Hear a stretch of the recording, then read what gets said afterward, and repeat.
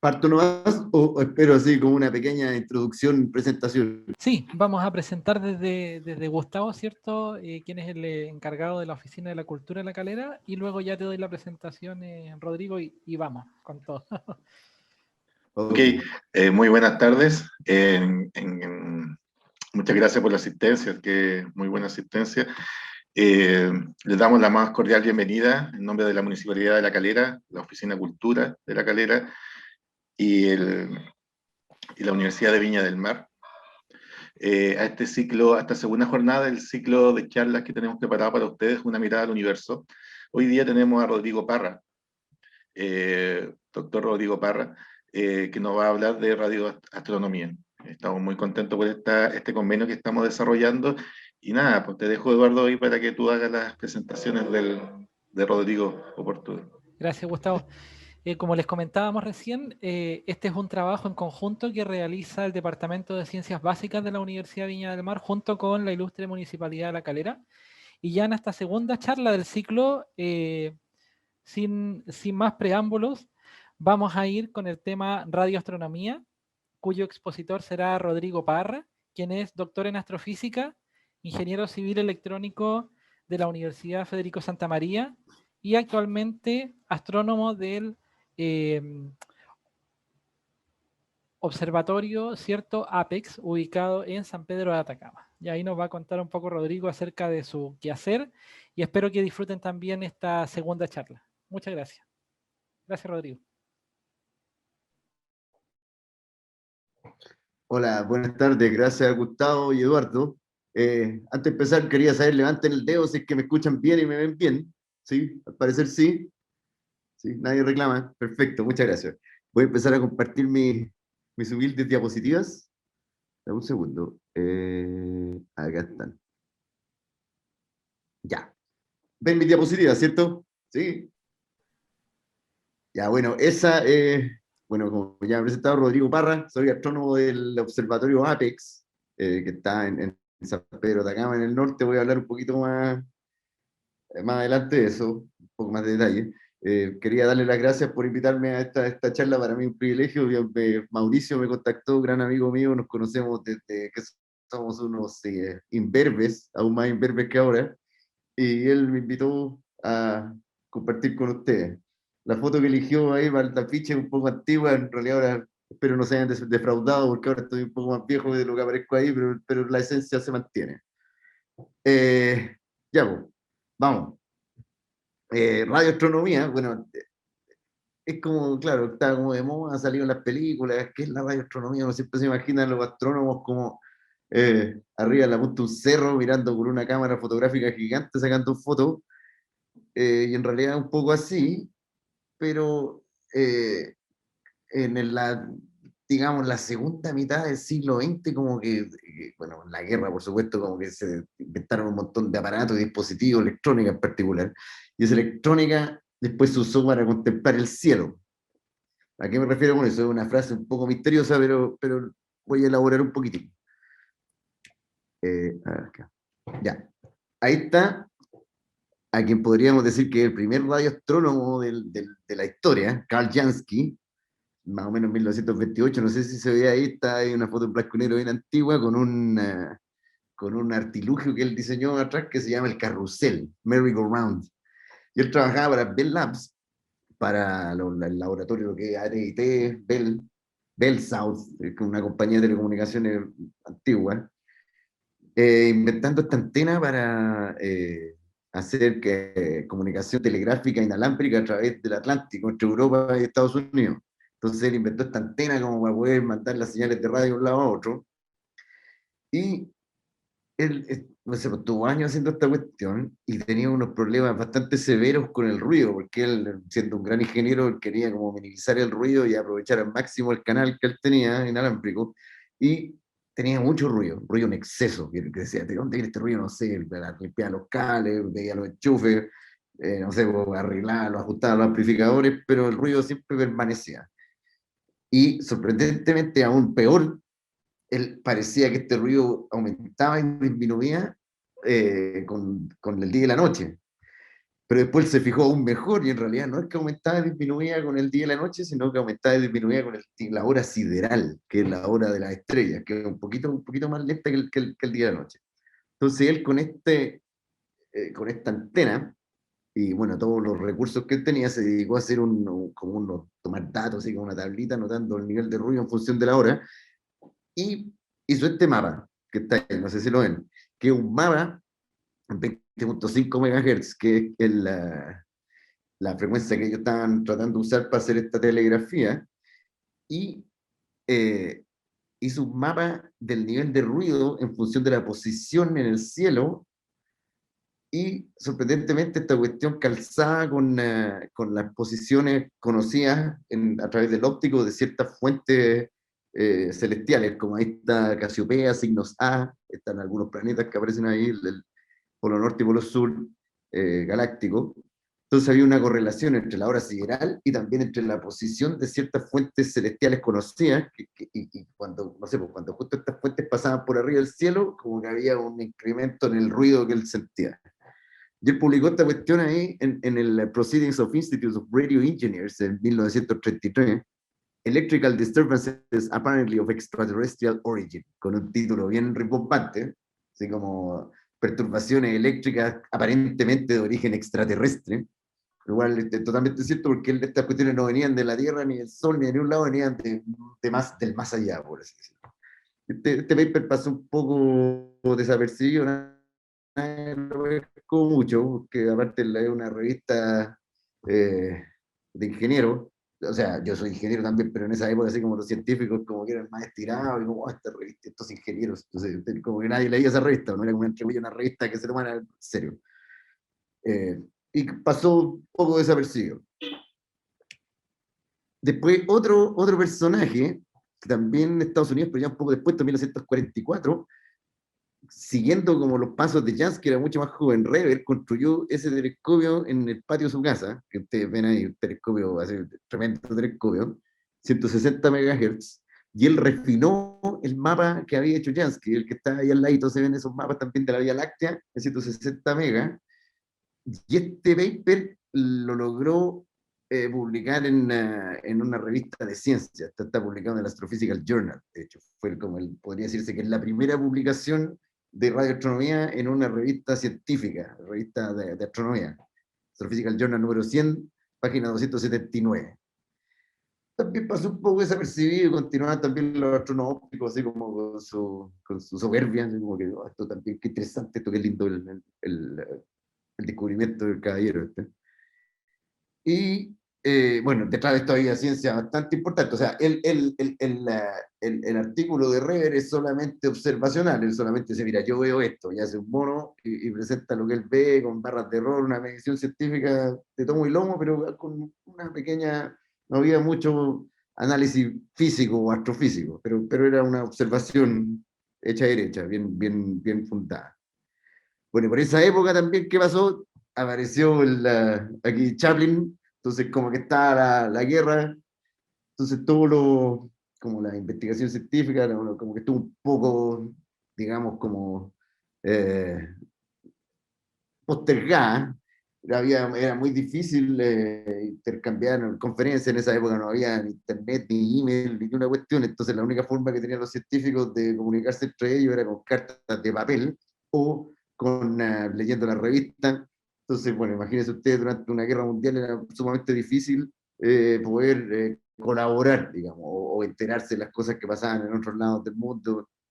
Eh, bueno, como que gran parte de la ciencia estuvo postergada, sobre todo la ciencia fundamental. Por supuesto, había investigación, vamos, como la electrónica, mecánica. O sea, todos saben que se desarrolló el radar, por ejemplo, todas estas cosas, los motores de cohetes, todas esas cosas. Había como investigación más técnica, maldición, más técnica, pero la fundamental estaba un poquito retrasada. Sin embargo, algunos personajes, como estos héroes, Jan Oort y Van de Holst, ellos estaban en Holanda. En Holanda como que en realidad lo pasaron un poco tranquilo durante la Segunda Guerra, pero ellos por alguna razón se enteraron de estas publicaciones, la de Reber, que esto es una historia, yo creo que para escribir un libro, porque estas revistas se publicaban en Estados Unidos, la Astrophysical Journal, y nadie sabe cómo estos tipos en Holanda se hicieron con los ejemplares de estas revistas para poder leer esta cuestión. Seguramente alguien se las llevó por barco, en algún avión, alguien, es bastante un misterio en realidad. Yo no sé exactamente cómo ellos lograron hacerse de estas publicaciones. Y ellos vieron estos mapas que habían publicado Jansky y Reber y desarrollaron una teoría bastante importante de qué es lo que significaba esta cuestión que ellos veían. En particular, ellos pensaban que lo que están detectándose era la emisión de 21 centímetros del hidrógeno. Ustedes todos saben que el hidrógeno neutro es el elemento más abundante en el universo, y ellos bueno, estaba toda esta cuestión por otro lado, imagínense los científicos con la mecánica cuántica y todas estas cosas, que había nuevas teorías candentes. Entonces ellos predijeron que lo que se detectaba que detectaba Jansky Reber era posiblemente hidrógeno. Y hicieron unas predicciones de cómo, de si que se podía detectar o no esta cuestión, pues según la tecnología y los instrumentos que había en la época. ¿Ya?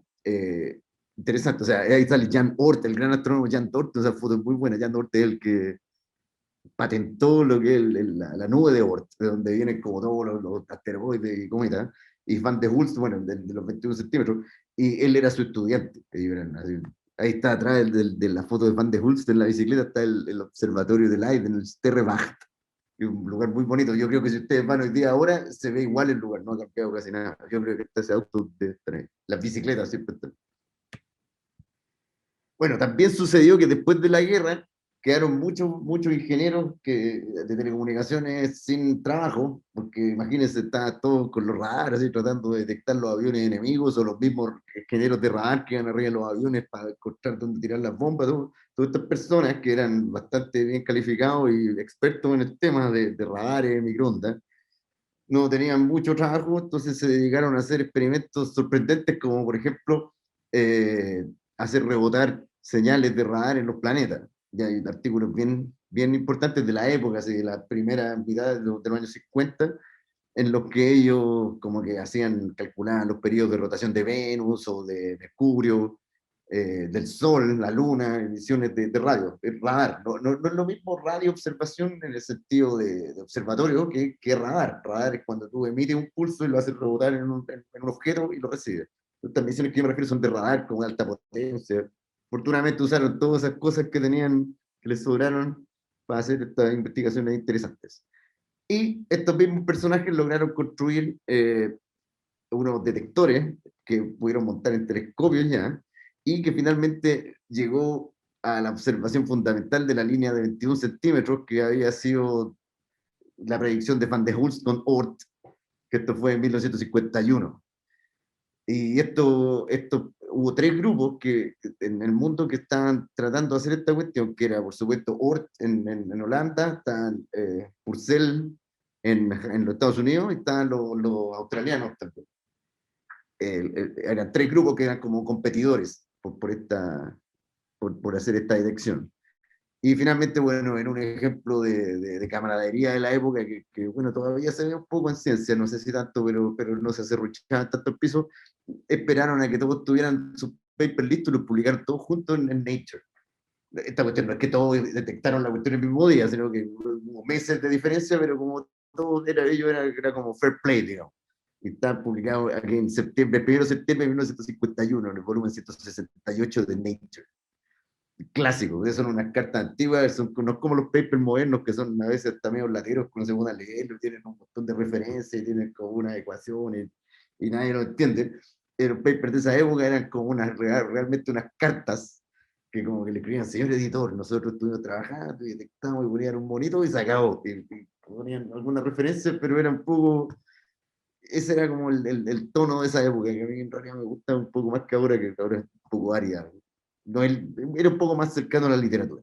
Bueno, pero esto abrió una caja de Pandora, porque finalmente, como todos los astrónomos ópticos ya no podían negar que esta nueva tecnología, digamos, que ellos pensaban que era como un divertimento de ciertos ingenieros, tenía una validez de ciencia, que podía contribuir a la ciencia, y esto es fundamental. las observaciones de radio tienen un montón de ventajas sobre el óptico. Una de las más importantes y evidentes es que uno puede observar durante el día, uno puede observar a través de las nubes, uno puede construir telescopios más grandes, uno puede construir interferometros. Hay un montón de ventajas que tienen las observaciones de radio que permiten complementar lo de las observaciones en el óptico, en el infrarrojo, que son un poco más complicadas desde el punto de vista de la logística.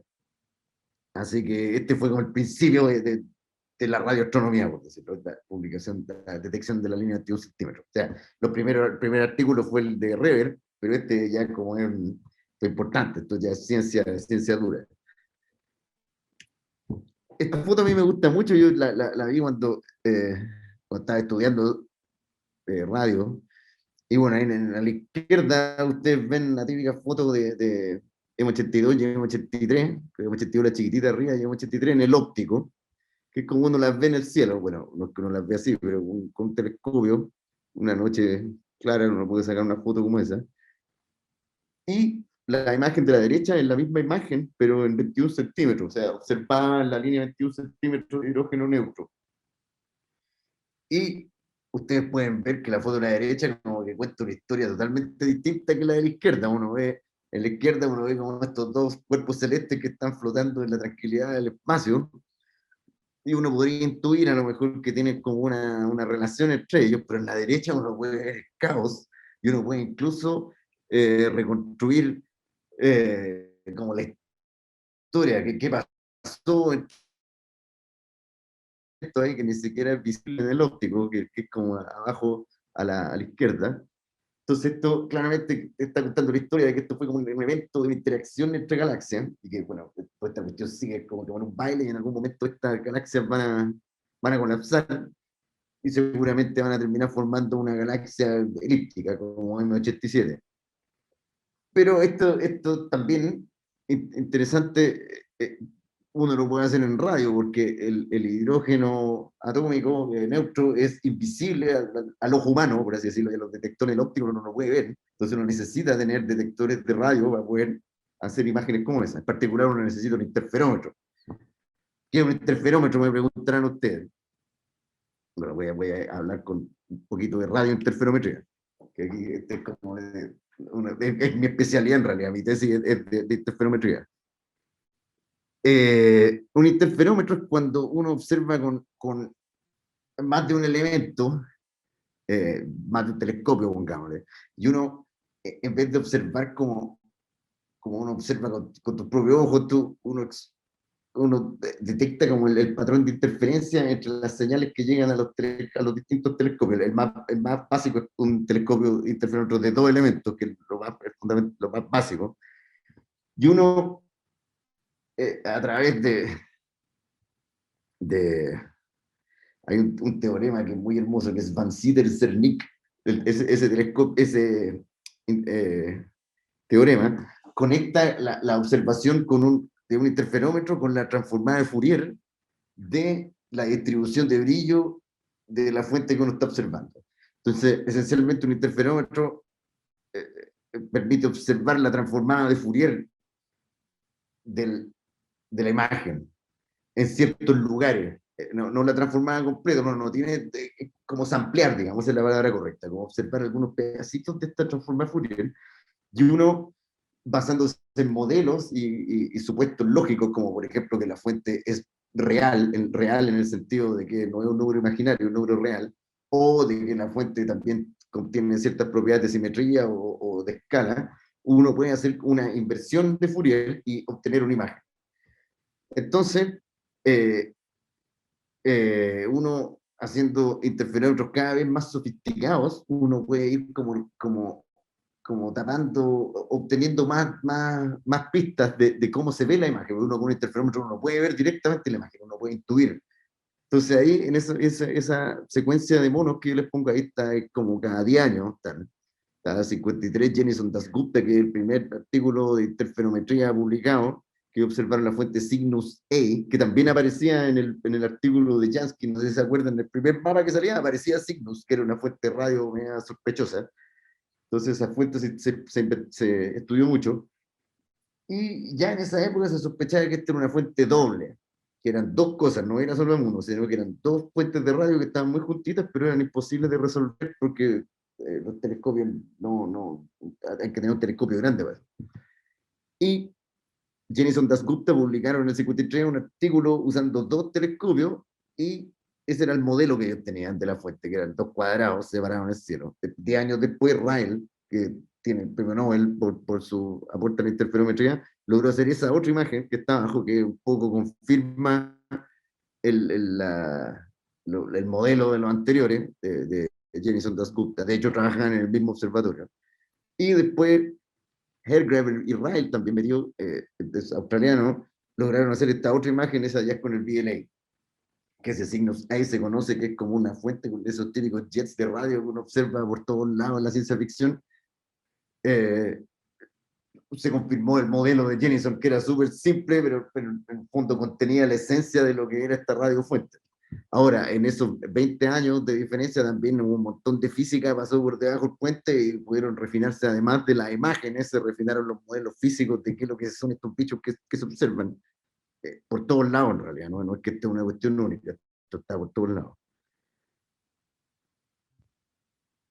Otra cosa interesante que también se pudo eh, detectar, confirmar con la radio fue la naturaleza extragaláctica de los cuásares. Los cuásares en esa época se pensaban que eran unos objetos muy poderosos, muy luminosos, no existía ni un modelo físico que pudiera explicar qué es lo que eran estas cuestiones. Quasi-stellar object es quasar. Pero la fuente de radio está 3C273 que observamos hace poco, a todo esto, un par de semanas, en Apex. En radio se pudo obtener un espectro y demostrar que lo que se veía en esta cuestión era hidrógeno, pero con un redshift muy lejos. Esta cuestión estaba muy lejos.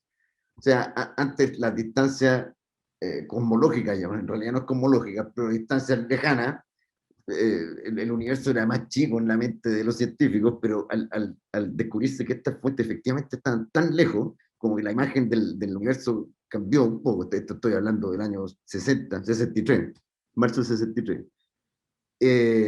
Estos objetos aparecían, 3C273, aparecían en las placas fotográficas como una estrella en realidad, pero los astrónomos trataban de ajustarle los espectros para saber qué elementos químicos contenían y no era imposible, no le podían enchufar a nada, entonces inventaban como nuevos elementos, nuevas moléculas que podían ser, y nunca le podían ajustar, y después con un espectro en radio, que es el que sale arriba, se lograron identificar las líneas de emisión del hidrógeno y a través de eso calcular la distancia y salió la distancia muy lejana y uno pudo calcular también la luminosidad que son 10 a la 12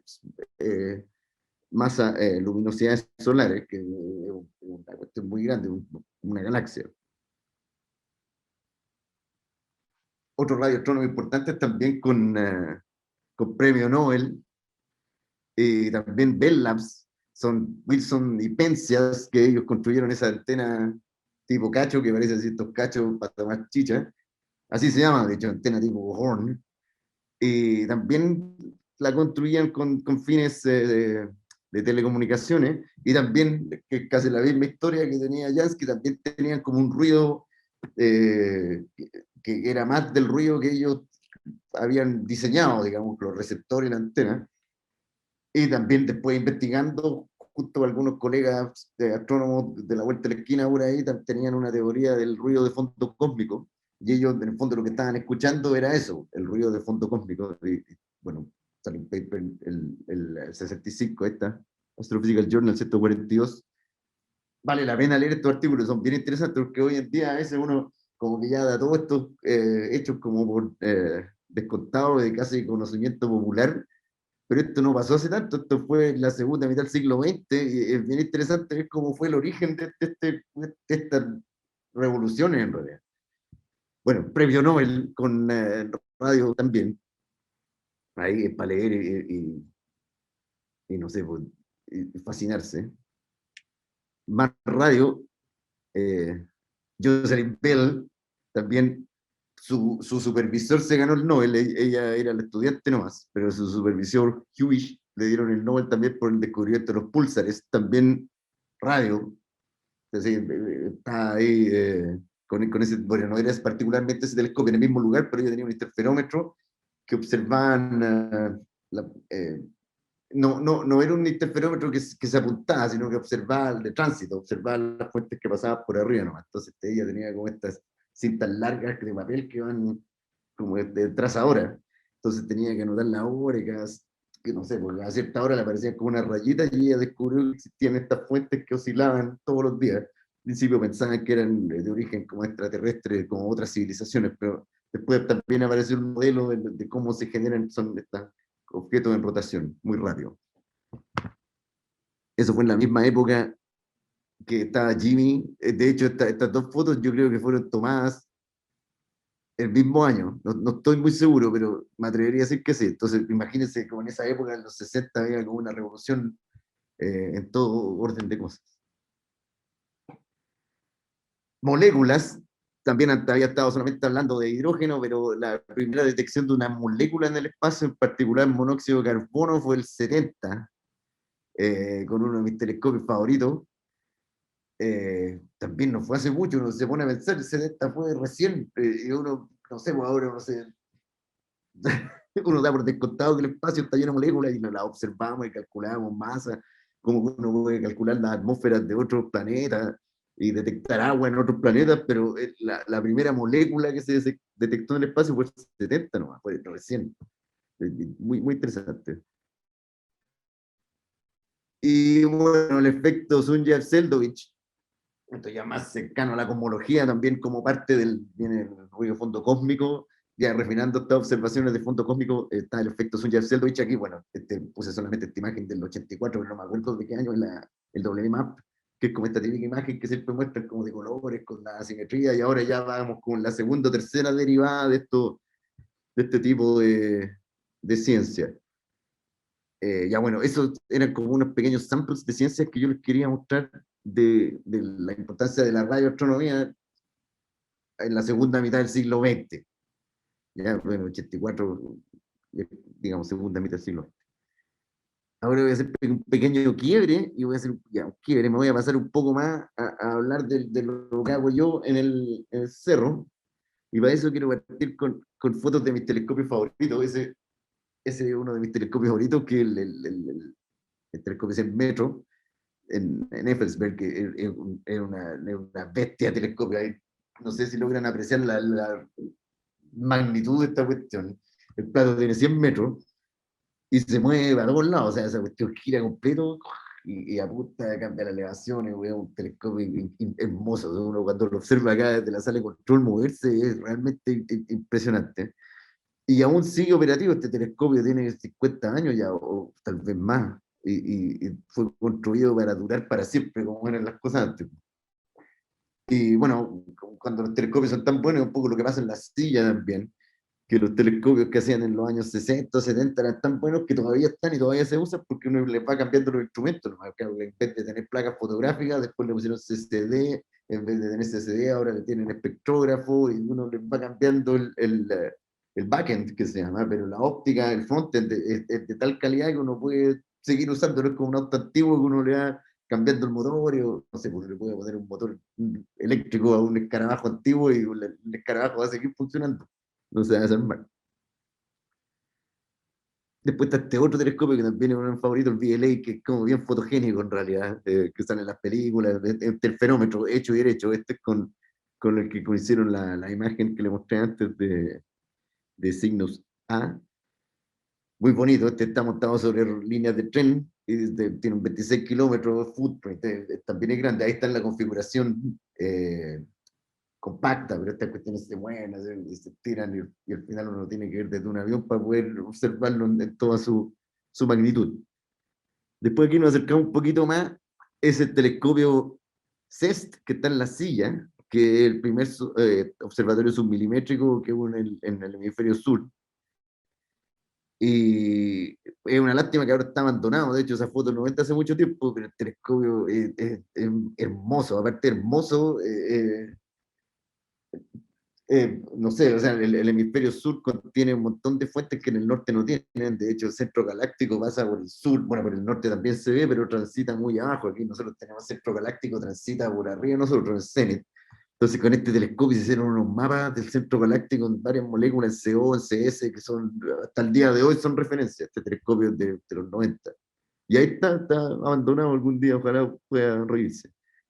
Y bueno, acá nos llega al telescopio, a mi telescopio, bueno, no es mío, pero donde yo trabajo, que es Apex, que es como, digamos, como un sobrino de CEST, que está en Chagnantor. Telescopio muy bonito, el paisaje en el cerro se ve así, de verdad esa foto no está trucada, bueno, por supuesto te saca una máquina bien poderosa, pero en realidad la cuestión, el lugar es así. Prueba de ello, puedo mostrar, ahí estamos con Mauro, que me convocó, ahí al lado de los hielos penitentes. Ahí está Mauro y está Juan Carlos, y estoy yo, por supuesto, en medio. Hacen una visita que me hicieron hace un par de años.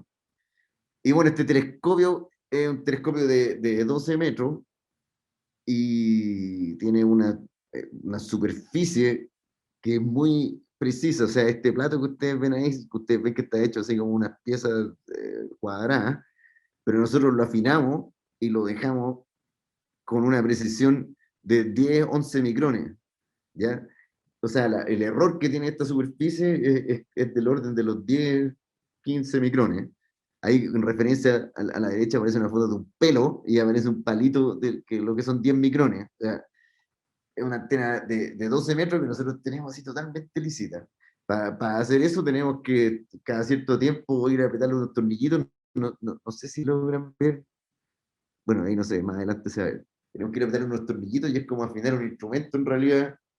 eh, para poder aumentar su eficiencia y en el fondo justificar todo el esfuerzo que es construir esta antena en un lugar tan remoto y todos los esfuerzos que hacemos por operarla y mantenerla funcionando. O sea, no podemos, es como tener el lente sucio, es como tener un telescopio óptico con no sé, pues, con la caca de la paloma arriba del vidrio, no tendría que limpiar, pero no puede darse el lujo de no mantenerlo. No, para nosotros la mantención, sobre todo porque este telescopio está expuesto, no es como los telescopios que están guardados en estas cúpulas que de repente la abren y los cuidan mucho.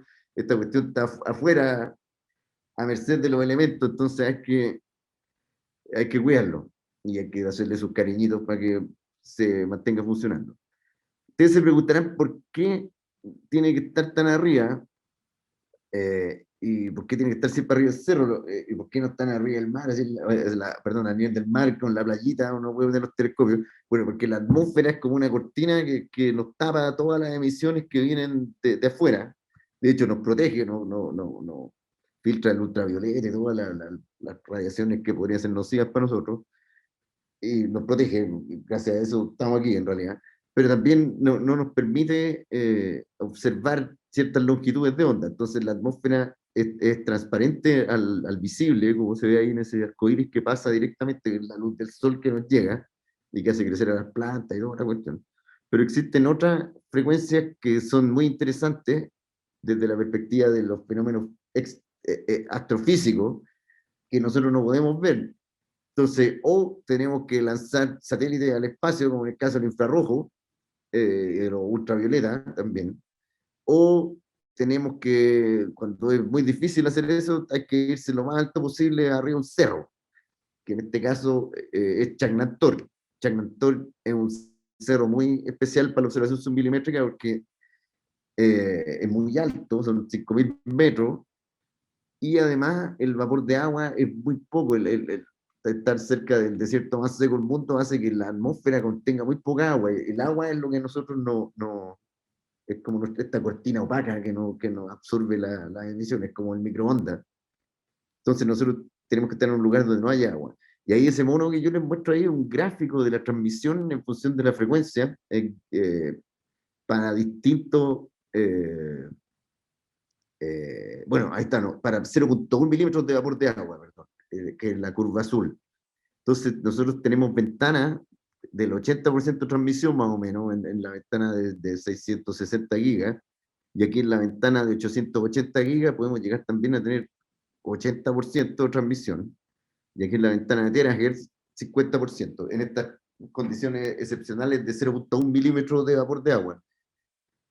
Fíjense acá en la ventana de 1 tera, desde 0,1 milímetros, tengo un poco más de 50%, y cuando voy a 0,4 milímetros, caigo al 10% de transmisión. Es muy sensible al vapor de agua. O sea, las noches que yo tengo en el cerro con este vapor de agua son contar con el dedo de 2 manos. Yo diría que tenemos 2 semanas, a lo más, en todo el año. Ni siquiera son continuadas, sino que son momentos en los cuales estas condiciones se dan. Por eso también nosotros tenemos que tener siempre los instrumentos listos para observar, porque no todos los instrumentos que tenemos observan en todas las frecuencias. Entonces, cuando viene el clima de alta frecuencia, digamos, o sea, cuando está la atmósfera con muy bajo vapor de agua, tenemos que tener la cuestión lista para funcionar, para poder aprovechar ese tiempo. No siempre es así, porque como son instrumentos delicados y pieza única, algunas veces no es tan fácil echarlo a andar. Otras veces nosotros como que sospechamos y los teníamos prendidos de antes, pero yo creo que en un buen año le pegamos, le chutamos, le damos el palo al gato, así que lo logramos.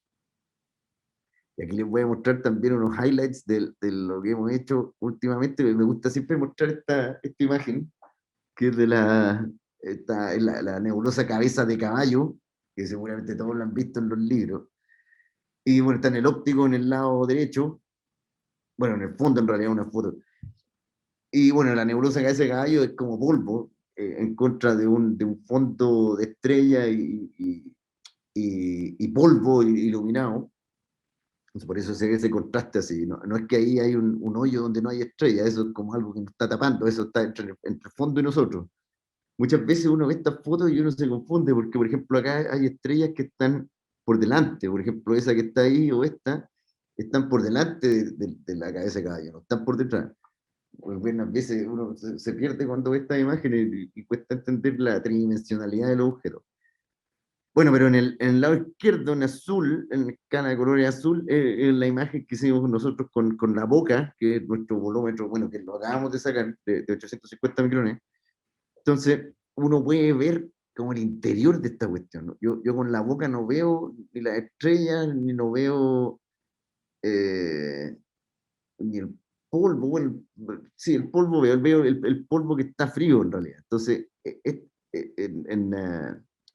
como si yo pudiera ver la masa que está metida detrás de ese polvo negro. Entonces, aquí en el óptico yo veo que aquí hay polvo, no hay, digo, ¿qué hay adentro? No tengo idea. Uno puede intuir más o menos porque uno sabe que es polvo y uno sabe la dinámica, uno puede tener un modelo, pero a ciencia cierta no se sabe. Pero con la boca, o en 850 micrones, uno puede penetrar este polvo y uno puede ver lo que hay adentro. Entonces, este mapa de la boca es como la densidad del polvo que hay en esta imagen óptica, en la línea de visión. Y ahí en el artículo donde salió esta cuestión de abajo dice que es interesante ver que la imagen óptica muestra la piel del caballo y la boca muestra el cerebro y el corazón. Qué bonito que puede. Ya, después, bueno, es que esto que estuvo de moda el año ya antepasado, antes de la pandemia, fue el EHT, el Event Horizon Telescope, con la ya eh, foto del hoyo negro que salía por todos lados. Y ahí, bueno, importante porque esta figura 1 está tomada directamente desde el artículo del EHT, la publicación del Astrophysical Journal, Letter, y ahí aparecemos nosotros, Apex y ALMA, y es bien interesante porque si ustedes se fijan, nosotros estamos realmente en el centro del arreglo. O sea, están los telescopios que están en Europa y después se va yendo como está Hawái, pero ALMA está como en el medio, entonces es como el link que permite conectar los datos de todos estos telescopios. O sea, Apex y ALMA siempre están en el cielo, siendo que, por ejemplo, tú no puedes observar con NOEMA y con el SMI al mismo tiempo porque están en distintos lados de la Tierra. No, es imposible. Entonces, como que parten observando aquí en NOEMA con nosotros, y después como que en NOEMA la fuente se pone y nosotros seguimos observando, entra el SMI y después se ponen de nosotros. Entonces, los datos de nosotros permiten conectar todo en un set de datos consistente entre todas las estaciones. Y bueno, gracias a esos datos se logró hacer esta imagen que ha salido por todos lados del hoyo negro. Fue bien interesante porque en realidad es una colaboración en la cual tú estás trabajando con muchas personas al mismo tiempo en muchos observatorios. Los observatorios por lo general es un trabajo un poco más solitario, que uno está solo y haciendo los proyectos, y siguiendo las cuestiones en la noche, que a uno nadie lo molesta, pero esto es un esfuerzo súper grande. Cientos de personas que están en distintos lugares eh, haciendo que esta cuestión sea posible. En particular, esta foto que viene bien interesante, esto lo hicimos ahora, cuando fue en abril, aquí se ven las fechas, espérate. Esto fue en el día 105, el día 105 en abril, cuando hicimos las últimas observaciones con el EHT, ahora este año, y ahí en esa caja, esas cajas que están adentro de ese auto, bueno, el auto está lleno de cajas, no solamente en la cajuela, sino que los asientos de atrás y el asiento del acompañante están con estas cajas, y eso contiene 2048 terabytes de datos. Y esta cuestión sucede en todos los observatorios que yo les mostré antes, en estos de aquí, en ese mapa, todos tienen esas mismas cajas, y esta cuestión, la única forma de llevarlo y poder juntarlo es por tierra o por avión. Uno no lo puede pasar por la red. Esta cuestión es 2048 terabytes. Si que ustedes multiplican eso por 10, es un volumen de datos enorme. Entonces, la única forma que uno tiene de procesar estos datos es llevándoselos así. Después se fueron por avión y ahora están en el correlador en Haystack. Y ahí, bueno, que ponen todos estos discos justo en un supercomputador y hacen el procesamiento y producen las famosas imágenes del hoyo negro. Estas. Ahora seguramente yo creo que en un par de años más van a salir unas nuevas porque estuvimos observando otras fuentes. Estas son las típicas de M87, que es como la fuente canónica que presenta este tipo bueno, que está más cerca y que tiene la orientación perfecta, pero dado que ahora se confirmó que esta cuestión funciona, se observaron fuentes más, no tan, no tan canónicas, digamos, que son un poco más interesantes científicamente, pero con observaciones un poco más difíciles de procesar. Así que veamos qué va a pasar en los próximos 2 años. Seguramente van a haber más sorpresas. Y esto, bueno, estas son del 15 de abril, que son fringes, que se llaman, que es cuando uno encuentra la interferencia, digamos, entre nosotros y Noema. Noema es el plató de Beer en el hemisferio norte. Y bueno, ahí ya hay una señal, ahí se ve ese palito verde, significa que hay una señal. Y eso es muy bueno. O sea, los datos funcionaron, porque en realidad cuando uno hace interferometría con esta distancia, uno está casi observando puro ruido, y no es como, no sé, cuando uno está observando una espectrografía normal, uno ve espectros y uno ve imágenes, pero esta cuestión uno no ve nada, tú no tienes integrando ruido, metiendo los discos, y después que esperar años a que estos discos se procesen y poder ver si la cuestión funcionó o no. Esto que tenemos acá es una prueba que funcionó, porque esta es una observación sobre un calibrador, no es la fuente de ciencia, el calibrador son fuentes brillantes, conocidas, puntuales, cuásares en realidad. Entonces esto es como una fuente de calibración que permite probar que el sistema está funcionando bien. Entonces uno se pone contento cuando uno ve eso, porque es difícil observar a ciegas, no es muy entretenido. Y son horas y horas, o sea, esta campaña duró varios días, que observábamos 16 horas, eh, sin parar y puro ruido. Entonces es bueno tener esto como para darse cuenta que uno no la embarró. Ya, bueno, aquí me estoy acercando al final. Aquí una foto muy interesante, el lugar, que es muy impresionante este lugar, el Changna. Entonces algún día tienen la oportunidad de viaje, vale la pena de ir para allá, porque es increíble que se ven como estas olas que están allá abajo en el valle. Este plano que está aquí está a 5.000 metros de altura. Es impresionante el lugar, es amplio, no cae nubes, con un viento, el cielo en la noche, increíble, un lugar bien, bien especial. O sea, una cunza como que tenían como una veneración por este lugar y hacían sacrificios.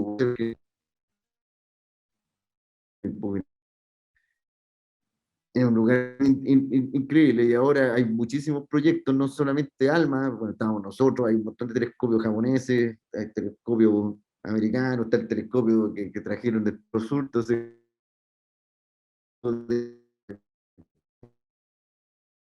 bien, bien. Bueno, ahí se ve bastante seco, pero algunas veces la cuestión puede estar así, como estos fotos años atrás.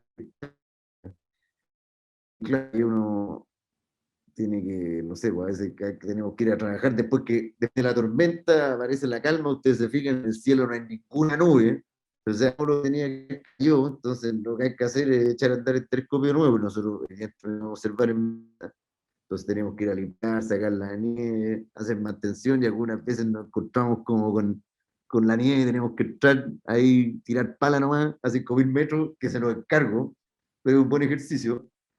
Y después nos tenemos que ajustar la antena, como les contaba, ahí como esos puntitos que se ven son unos tornillos que nosotros tenemos que ajustar para poder dejar la antena lo más plana y perfecta posible. Tiene que ser una parábola perfecta. Y para eso hacemos unos trabajos que son medio esotéricos, que se llama holografía, en la cual nosotros observamos una fuente puntual que tenemos en uno de estos cerros que yo les mostré antes, y calculamos cuánto tenemos que mover cada tornillo para poder eh, a- hacer que la antena esté lo más plana posible.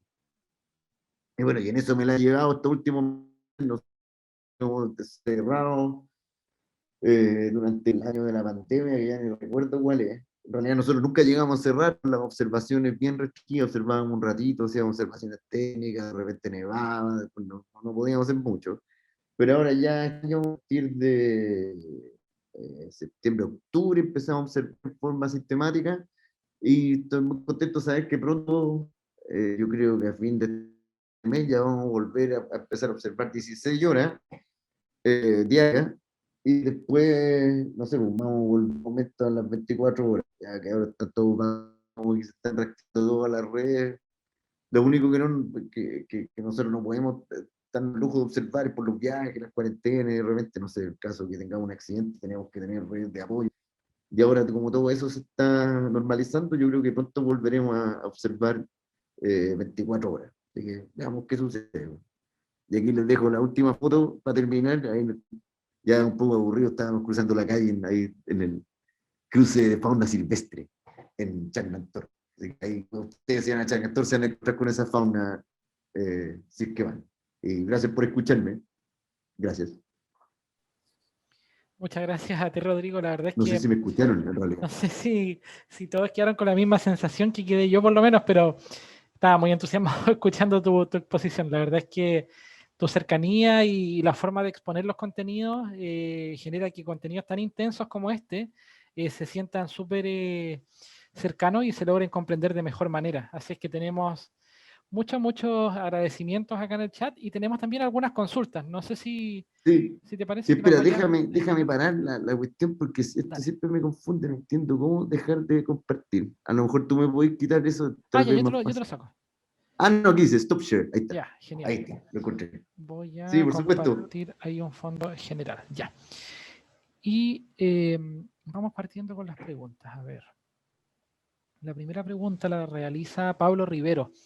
Pablo nos dice, ¿cuál es el costo de inversión aproximado para lograr la instalación y operación del proyecto Apex? Ah, pues son números grandes, estamos hablando de millones, así completo, la instalación y construcción, 2 o 3 millones de euros por lo menos. Es harta plata, pero tampoco es tanta en comparación con los observatorios grandes, así como el LT o el Paraná, que estamos hablando de billones. Nosotros estamos en el rango de los millones, ¿no? A un factor de 1.000 más barato. Por eso somos como, siempre dicen que son como los hermanos pobres, pero en realidad cuando uno mide el precio de euros por paper publicado, tenemos mejor eh, tasa, digamos. O sea, el paper de Apex es más barato que, que publicar un paper con un observatorio más grande. Pero ese es el orden de magnitud, millones de euros, versus como los observatorios grandes que son cerca de billones. Oh. Tenemos otra pregunta, Rodrigo, de Matías Montesinos. Un colega por ahí te dice, ¿cuáles son las distancias más lejanas? Y entre paréntesis nos dice redshift de galaxias que pueden ser observadas con Apex. Ya, yo creo que esa respuesta me la puede dar el mismo, pues si él es el experto en la materia.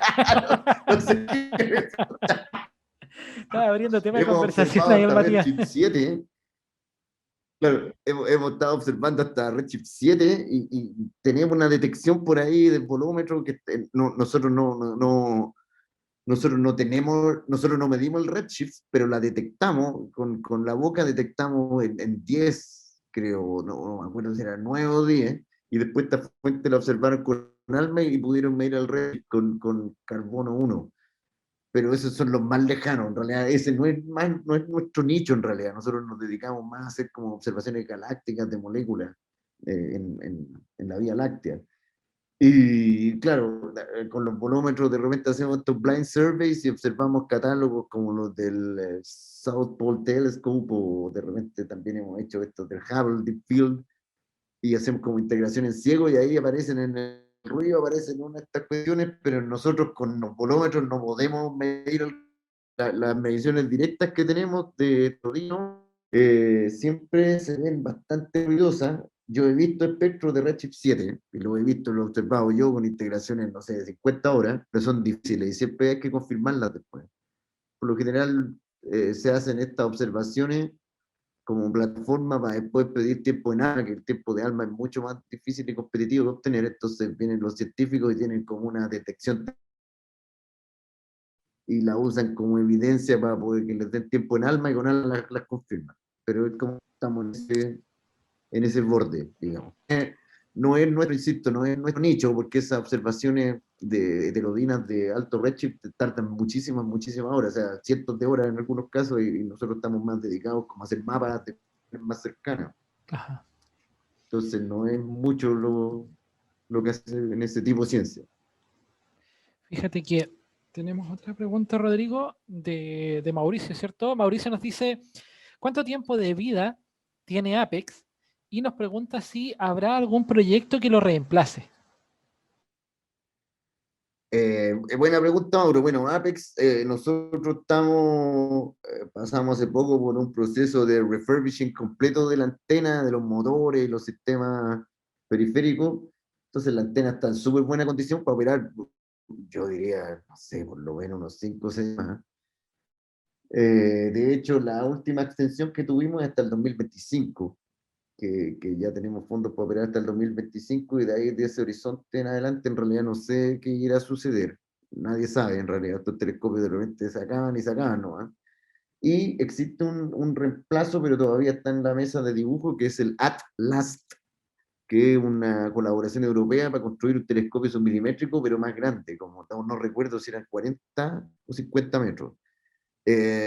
Hay algunos sitios ya que se han visto y bueno, todavía no se firma el contrato ni una cuestión, hay prototipos y como que hay un grupo de trabajo diseñando esta cuestión, pero esto no es el horizonte cercano y tampoco es totalmente confirmado. Ay, maldición, disculpen, disculpen.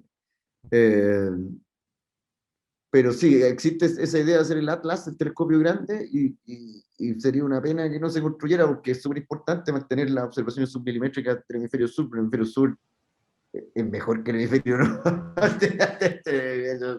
Tenemos todas las fuentes, el centro galáctico, como decía antes, entonces tiene que haber algo aquí. Bueno, y ni siquiera del hemisferio norte, ahí está el Plateau de Beer en Francia, pero ellos no tienen el sitio, y nuestra montaña es mucho mejor que cualquiera otra que pueda existir. Entonces, eh, tiene que seguir esta cuestión.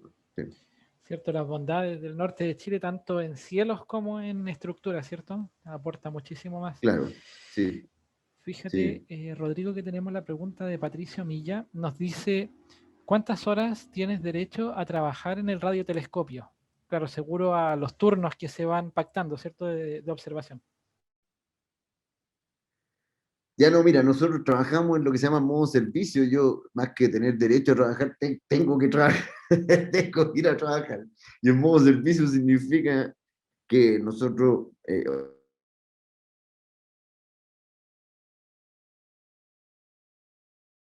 un comité de asignación de tiempo en el cual puesta de observar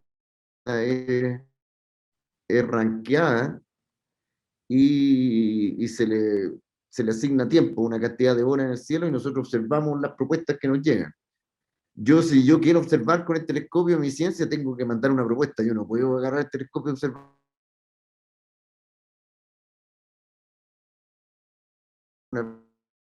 telescopio a los científicos que mandaron las propuestas porque hacer cuestiones, observaciones, pero son técnicas, digamos. Esas las puedo hacer cuando quiera, pero cuando mis proyectos de ciencia tengo que mandar una propuesta de observación y tiene que pasar por el comité y toda la cuestión. No es así como que yo agarro y tengo derecho a observar cuando quiera. Genial. Mira, algo parecido nos pregunta Jorge Lebert, porque nos dice, ¿los astrónomos externos a los observatorios pueden ocupar tiempo de telescopio? Sí, pues, sí, cualquier persona eh, puede mandar una propuesta de observación a uno por un comité de asignación de tiempo. Seguramente, o sea, yo digo, cualquier persona natural lo puede hacer y seguramente es cierto, pero la idea de que cualquier persona escriba algo y hace son trabajando con personas que más o menos sepan lo que están pidiendo, o sea, uno va a venir a pedir cualquier cuestión. Entonces, en ese sentido es bastante transparente el proceso. Si la propuesta tiene un mérito científico importante que efectivamente vale la pena asignarle horas, se le va a asignar, no me cabe duda. Genial. Así que en realidad cualquier persona puede optar. Ahora, existen distintas colas, por ejemplo, siempre hablan del tiempo chileno, de toda esa cuestión. Efectivamente así es, nosotros tenemos el tiempo internacional, entre comillas, que vienen todos los astrónomos de la ESO, o del Max Planck, o de los otros institutos afiliados a los europeos, y está el tiempo chileno que es garantizado por el convenio, y eso solamente los astrónomos de los institutos afiliados a institutos chilenos pueden postular, y que 10%, que suene poco, es mucho tiempo, es harto tiempo, en comparación con el 90%, pero el otro 90% se lo reparten entre todo el mundo, casi, y el otro 10% se lo reparten los poquitos que están acá en Chile, entonces es como casi una mina de oro de tiempo, en todos los observatorios, no solo en APEX. Buenísimo. Mira, Rodrigo, aquí nos pregunta Jenny Santana y nos dice, ¿dónde está ese hoyo negro que fotografiaron? En M87. M87 es una galaxia de espiral muy grande que está en el centro del cúmulo de Virgo, en la constelación de Virgo. Cuando uno saca las fotos así como de gran campo, que uno ve M87 al medio, y hay un montón de otras galaxias, y M87 está en el centro, y como que en algún momento se las va a chupar a todas, pero no pronto. No lo vamos a ver, pero eso va a suceder. La constelación de Virgo. Buenísimo. Mira, acá Diego nos pregunta cómo ve el futuro de la radioastronomía en Chile y complementa su pregunta con ¿hay suficiente apoyo del gobierno? Mira, yo creo que cada vez el futuro, ¿cómo explicarlo? O sea, yo creo que estamos a años luz de producir nuestro propio telescopio y operarlo y construir los instrumentos. En realidad tampoco es que se trata de estar inventando la rueda de nuevo. Eh, desde, o sea, en ese sentido, claro, tenemos ingenieros que trabajan en los observatorios y todo, pero yo creo que todavía falta un poquito más como de organización para poder echar a andar algo un poco más serio, que sería, por ejemplo, no sé, cuando se acabe el financiamiento de Apex, en vez de que lo desmantelen y se lo lleven, hacer como un consorcio nacional que se encargue de operarlo, que junte la plata, no sé, con el apoyo de alguien y poder seguir operando el telescopio, como no sucedió con el CEST, por ejemplo, que yo les mostraba que está en la silla, que también por razones, no sé, la palabra no es política, pero es como, no de política, es como así en el amplio sentido, sino que razones técnicas, políticas de los observatorios, de los institutos, en realidad al final el telescopio quedó botado ahí y ahora no se pudo usar. Pero ese telescopio se podría haber mantenido vivo, digamos. Pero que Apex no sufra el mismo destino. Entonces, claro, para contestar la segunda parte, el apoyo del gobierno, honestamente no sé, porque yo no en realidad no me veo enfrentado a tener que pedir recursos del gobierno eh, siempre, pero yo he visto que existen ciertos grupos que se dedican a hacer lobby y como crear proyectos y hay algo sucediendo, pero honestamente no sé, no te puedo contestar eso porque no sé. Claro. Oye, Rodrigo, nos pregunta Fabio Melo Silva. Nos dice Fabio, ¿quién ensambla la antena? ¿Son ingenieros o son físicos? No, las antenas las construyen ingenieros. Vienen el caso de la antena de nosotros es de Vertex, que es una compañía alemana que hizo piezas en Estados Unidos y también en Europa. Y estas piezas llegan en un camión, en barco, y viene, es como un Lego que viene semi armado. Entonces, pues llegan las piezas acá y son principalmente ingenieros y técnicos de la empresa que construyó esta cuestión que la arman acá. Y tú siempre necesitas tener unos científicos que estén mirando esto porque tenéis que, bueno, en realidad los científicos entramos en la parte cuando ya la antena está armada y tenemos que probarla on sky, que se llama. Entonces tú tenés que observar y hacer una science verification, que se llama, que cuando tú tenés un instrumento nuevo tenés que observar y reproducir una observación que ya existe con otro instrumento ya que esté validado y publicado. Entonces, observaciones de Orión, de los planetas, entonces science verification, y ahí necesitas tener un científico que use este telescopio por primera vez y para poder aprobarlo y decir si esta cuestión funciona, el nivel de ruido está bien, no sé, por la resolución o la velocidad, la estabilidad. Entonces los científicos vienen una vez que ya está armada la cuestión, pero en una primera instancia, cuando tú vas a hacer el hoyo en el suelo, ahí necesitas ingenieros civiles que sepan hacer hoyo en el suelo y hacer fundamentos de cemento y todo, instalaciones eléctricas, cables, redes, y sí, de todo. O sea, nosotros en nuestro staff no somos puros astrónomos, tenemos ingenieros mecánicos, eléctricos, hay de todo. Genial.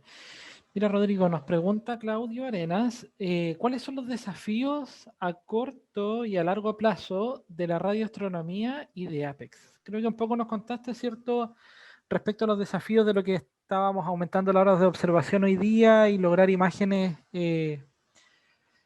de sitios, ¿cierto?, que en estas colaboraciones se iban a obtener de manera más refinada, pero cuéntanos, a ver, ¿cuáles serían esos desafíos de corto y mediano, corto y largo plazo?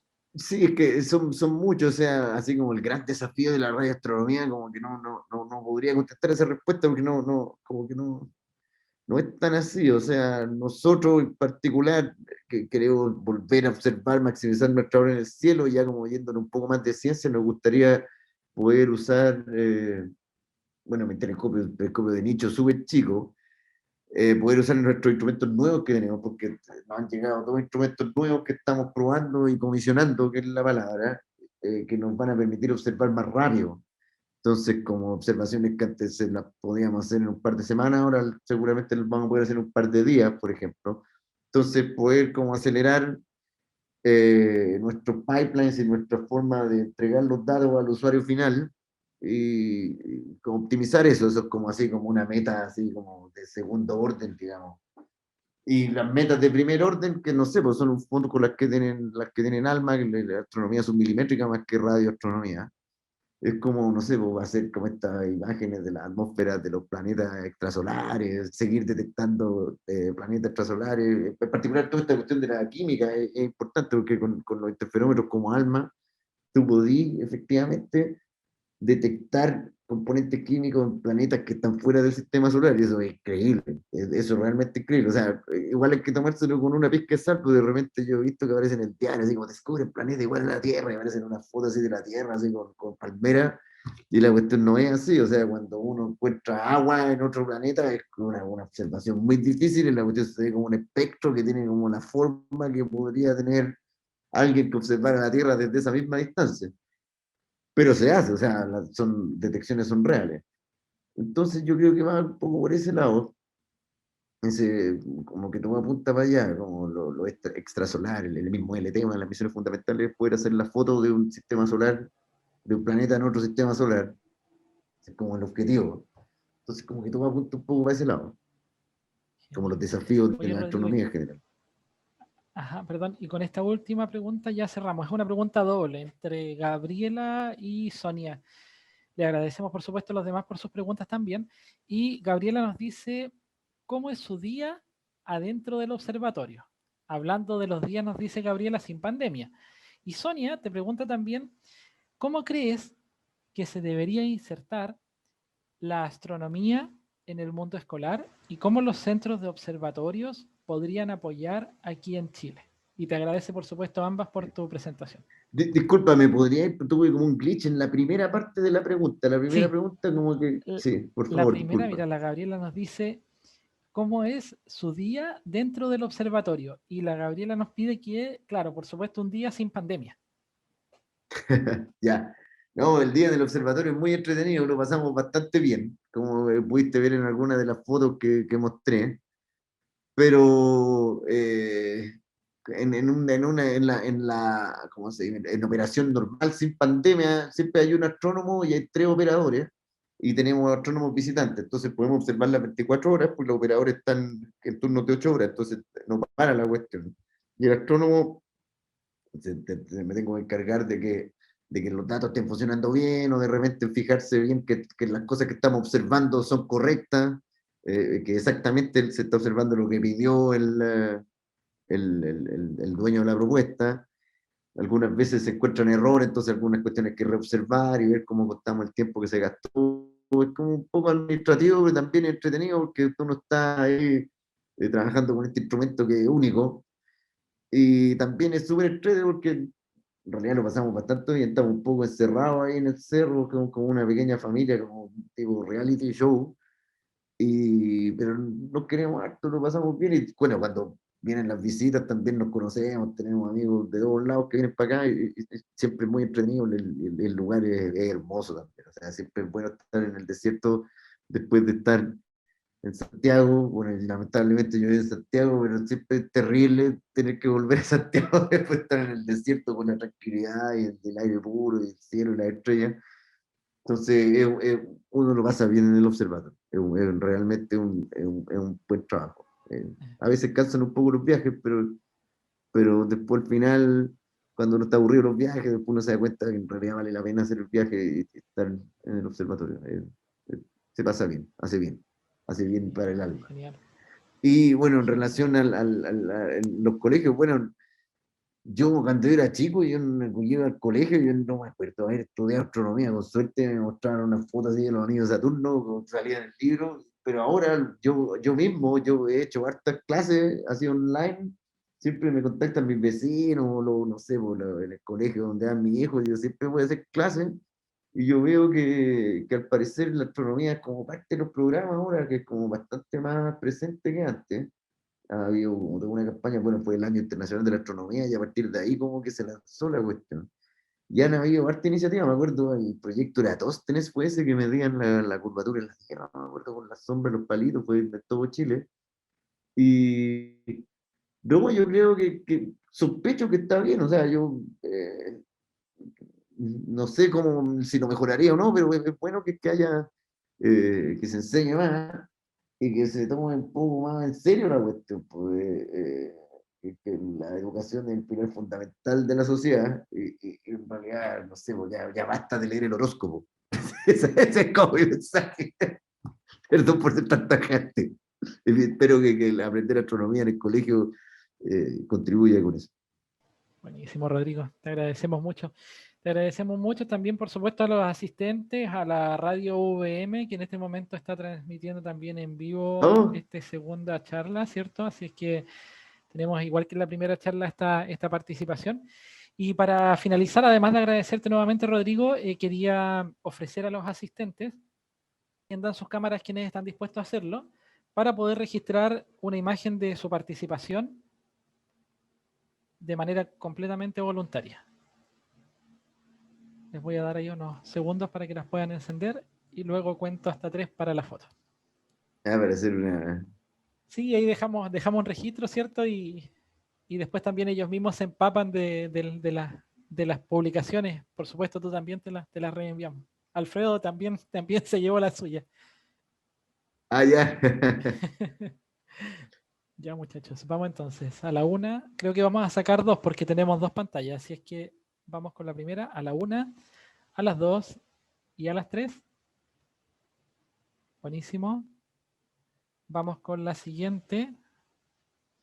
Demos un segundito. Porque hay un gato. Sí, lo vi también, estaba haciendo parte de la foto.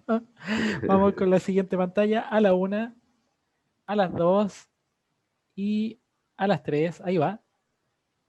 Buenísimo. Muchas gracias. Le agradecemos a todos de verdad.